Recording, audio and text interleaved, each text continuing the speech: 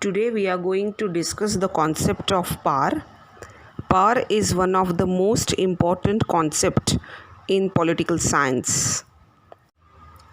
Power simply means to manipulate or to coerce or to suppress the people and their ideas towards desired goal. There are some individuals or groups who command and others who obey it. There are a number of definitions which are proposed by different political thinkers related to power. According to Max Weber, power is the authority to enable an actor to do certain things and also to create normality among the diversified opinions of the people.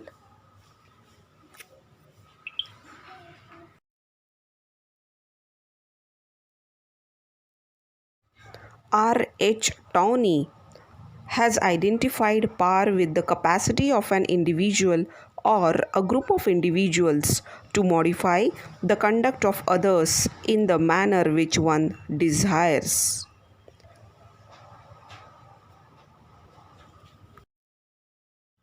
On the basis of above definitions, we find certain major features of the concept of power.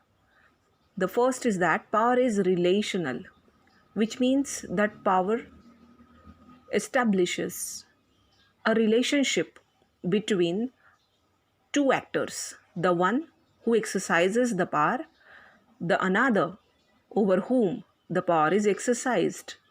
That means the power holder and those who are powerless.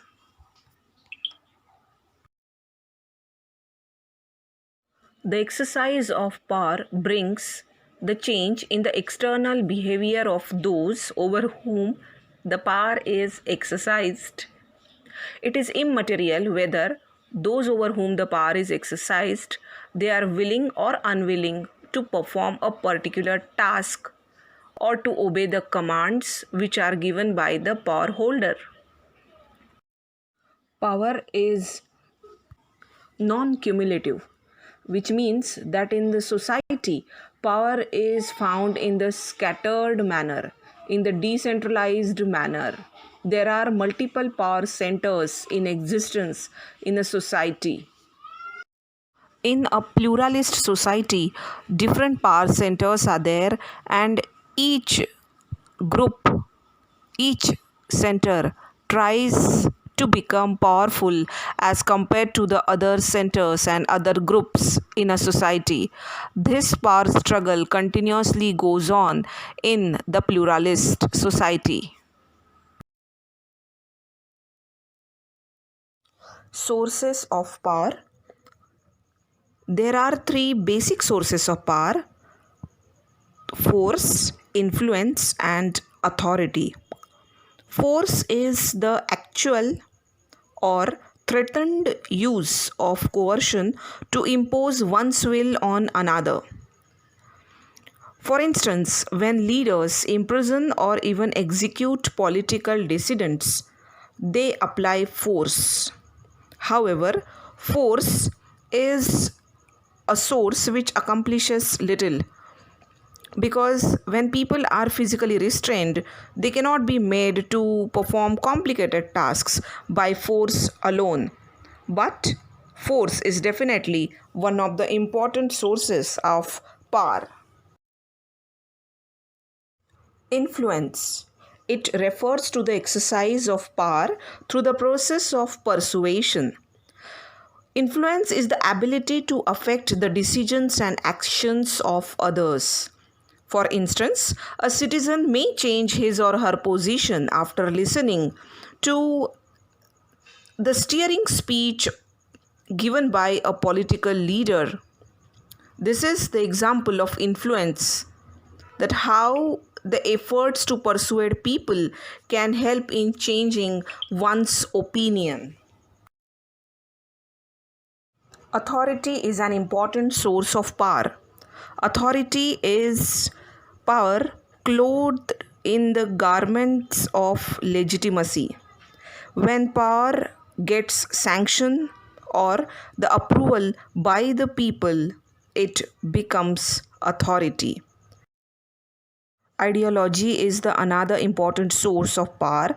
Ideologies are associated with power structures. There are numerous instances in the history where, on the basis of ideologies, the revolution took place and the entire political structures changed. The use of power always takes place in the framework of ideology. That is why the modern politics can only be properly understood after studying the great ideological movements of liberalism, socialism, Marxism, fascism, and so on. Organization is the another source of power. Organizations have the legal sanction, and those who work in these organizations, those who are the members of this organization, derive their powers from this legal sanction. Now, let us discuss the types of power. First is economic power. Economic power refers to the measurement of the ability to control events by the individual on the virtue of material advantage. For the thinker like Karl Marx, economic power was the basis of all power, even political power.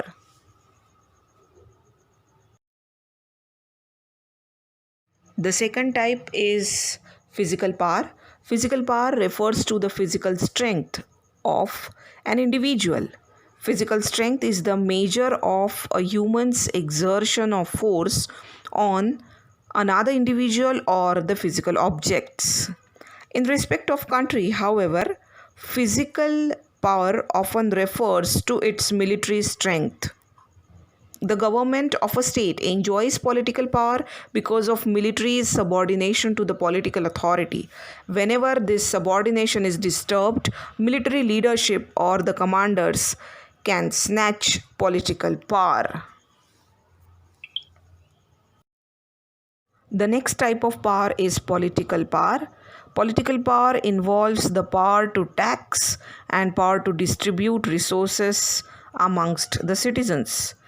Political power is based upon the relationship to legal structure, party affiliation, and extensive bureaucracy. It concerns the activities of state which may not be confined to national boundaries. The network of political power can stretch across the countries and across the globe. Next type of power is social power. Say social power refers to an informal community opinion, family position, honor, prestige, and pattern of consumption and lifestyles. A person or an individual may become powerful in a society on the basis of his knowledge, money, or his position. Ideological power is the another significant type of power. Ideology refers to a set of ideas ranging from one desiring change in the prevailing order to another crying for total transformation of society. There are the examples of ideologies like Marxism, conservatism, liberalism, democracy, nationalism, etc. Those who got influenced by these ideas brought changes in the existing structures of society and the political systems.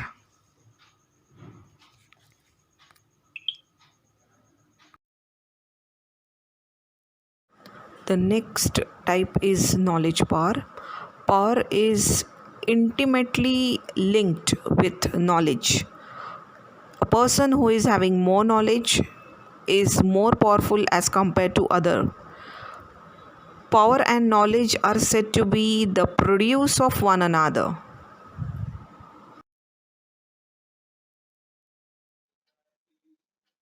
Military power is another important type of power.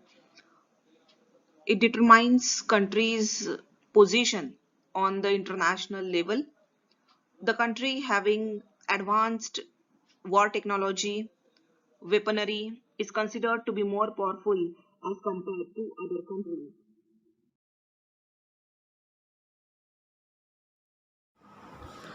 Next type of power is centralized and decentralized power. When the powers are concentrated at one center, it is called as centralized power. If all the powers are concentrated in the hands of the central government, then it is the example of a country with centralized power center. Contrary to it is the decentralized power, where the power is diffused or it is distributed amongst various centers. For example, a country having federal government and having local level governments is the example of decentralized power.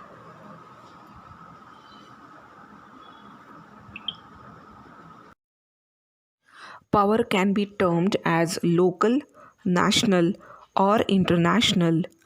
It depends upon the scope of geographical area on which the power is exercised.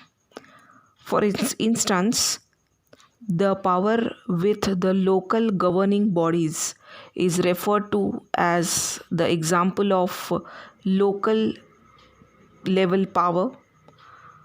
The national power example is the power which is exercised or enjoyed by the central government in a country, and there are international organizations which are wielded with the powers which they exercise on the international level. For example, the organization like United Nations organization. The next type of power is distributional power and collective power. Michael Mann has prescribed these two types of power. According to him, distributional power is held by individuals. It is the ability of the individuals to get others to help them pursue their own goals. It is the power of an individual over others, while collective power is exercised by social groups. It may be exercised by one social group over another.